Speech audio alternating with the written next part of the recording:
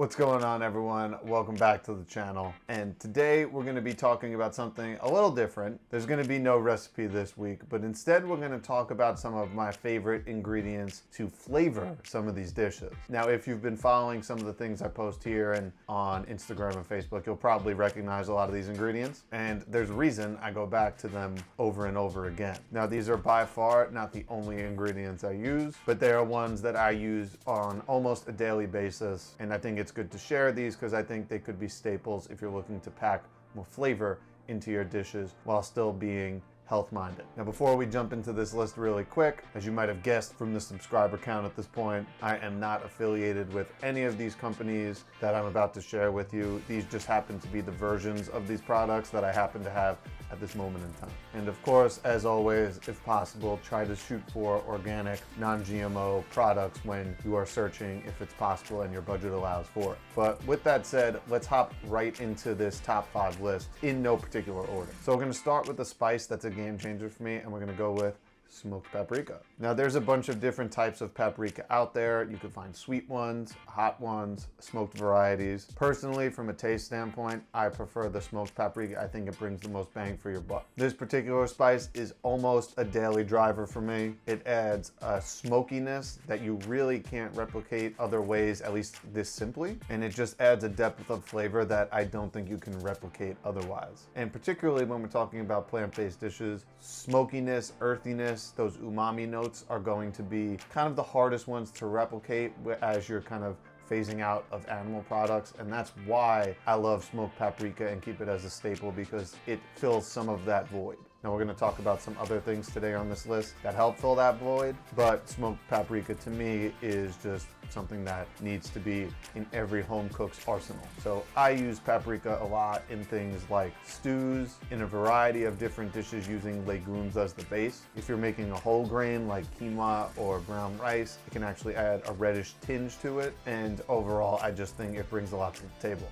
You do get the benefit of smoked paprika being high in certain antioxidants like beta-carotenes and your tocopherols, the vitamin E family. And generally speaking, when it comes to spices, if you can load up and use a variety of different ones, these are going to pack a load of nutrition for the most part. And if you're willing to get adventurous with spices, having a diverse array of them are really great when we're talking about adding certain flavonoids, antioxidant compounds, things like lutein, the carotenoids like I mentioned, and a variety of others. So let's move on to our second ingredient here, and this is going to be Tamari. Similar to paprika, this is almost a daily driver for me as well. If you don't know what tamari is, it is very similar to soy sauce. It is a liquid condiment that's actually made through the process of fermenting soybeans. The difference between tamari and your regular soy sauce is that there is no wheat added to the final product, which makes tamari gluten-free. So if you happen to have a gluten sensitivity or celiac disease, tamari is going to be your choice. Personally, I do not have a gluten sensitivity, but I actually prefer tamari on a day-to-day use. I think the flavor profile is a little bit more complex. It is milder than soy sauce, so you might need a little bit more tamari than soy sauce if you're going to substitute it one for one. So you might have to keep that in mind when you're talking about making sauces for certain dishes. But it packs in umami punch that, again, is very hard to replicate with other foods. One of the nice things about trying to find tamari at your health food store, though, is that these products are usually sold at the commercial level with the intent to target more of the health conscious consumer. So for instance, someone like me, I have no problem finding a tamari that is obviously gluten-free,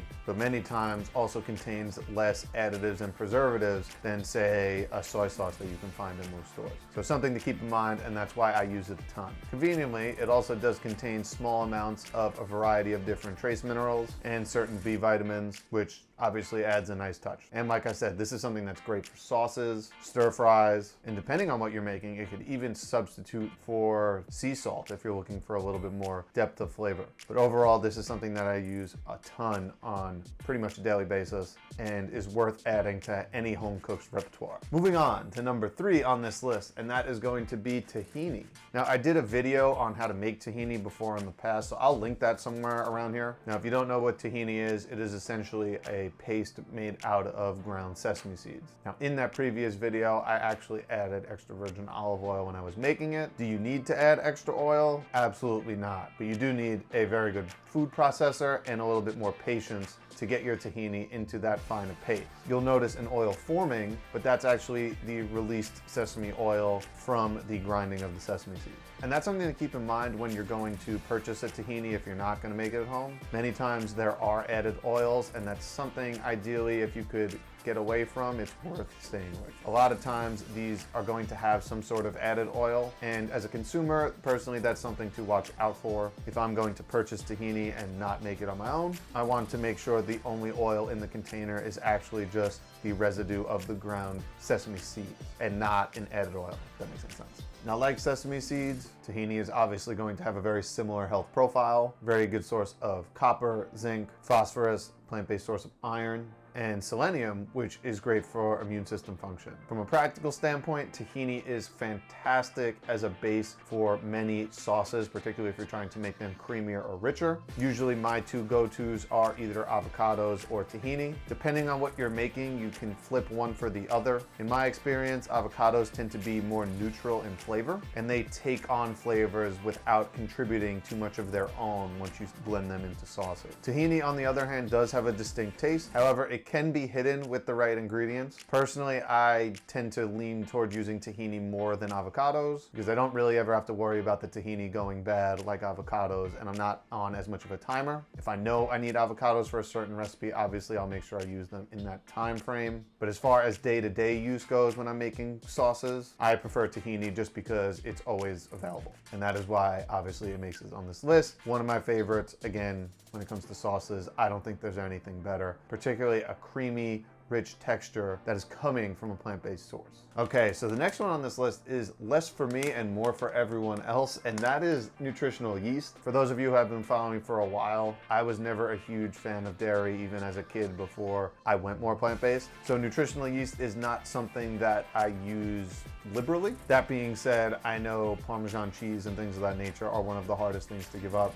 So having nutritional yeast is fantastic as an alternative to make those types of grated cheese substitutes. It also adds a cheesy-like texture to things like plant-based versions of, say, a mac and cheese. For example, there's one on the blog I do with a sweet potato base, but I will add nutritional yeast to kind of give some of that cheesy, rich texture. If you happen to be a vegan, I'm sure you've heard of nutritional yeast because many versions of nutritional yeast that are sold are fortified with B12. So if you're looking for a food source of vitamin B12, nutritional yeast, a fortified nutritional yeast, is a good source of that. Obviously, if you're not getting consistent sources of B12 in the diet, as a vegan or someone who's 100% plant-based, you're going to have to supplement. It's a really good video that covers this topic, so I'll link that here, and you could kind of get the scoop on that there. And we covered a lot of ingredients that cover the umami, earthy, salty side of things. So we're gonna add one more ingredient to kind of brighten this all up, and this is tomato paste. Depending on where you are in the world, this might actually be called tomato puree. Here in the States, we generally know it as tomato paste. Now, to make tomato paste, it's pretty much the same way you would make a tomato puree. The difference here is that you would continue to cook these tomatoes down even further until almost all that liquid is reduced and basically a thick paste is what's left. This obviously takes more time and effort, but the final product is super concentrated tomato flavor. So you're not gonna find tomato paste in large cans like you may find tomato puree or tomato sauces. Usually you'll find them in the tube I just showed or small cans, maybe like 5-6 ounce cans. A couple things to watch out for with tomato paste. Many commercial ones have added sugars or oils. In an ideal world, you want to find one that is just the tomato puree that's been kind of cooked down into a paste. So I would suggest staying away from ones that have seasonings or high fructose corn syrup or other kind of sweeteners added. So once you actually find this tomato paste, the nice part here is that it is super packed with flavor and you don't need to add a lot of your paste for it to make a difference and appear in your dishes. So for example, in some cases where you might use an entire large can of tomato puree, you might only need a tablespoon or so of the paste to achieve that same effect. And from a plant-based perspective,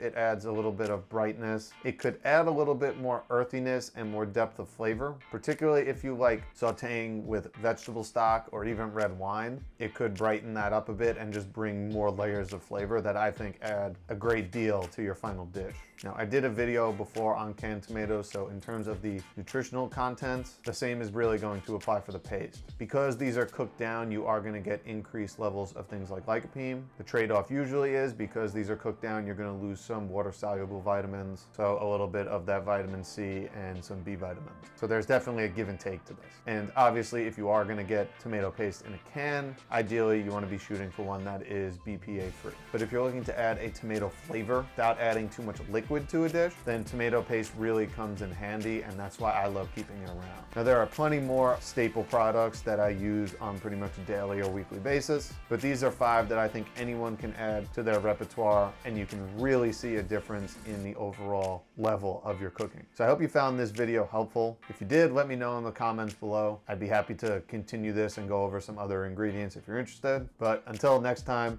take care, and I will see you guys next week.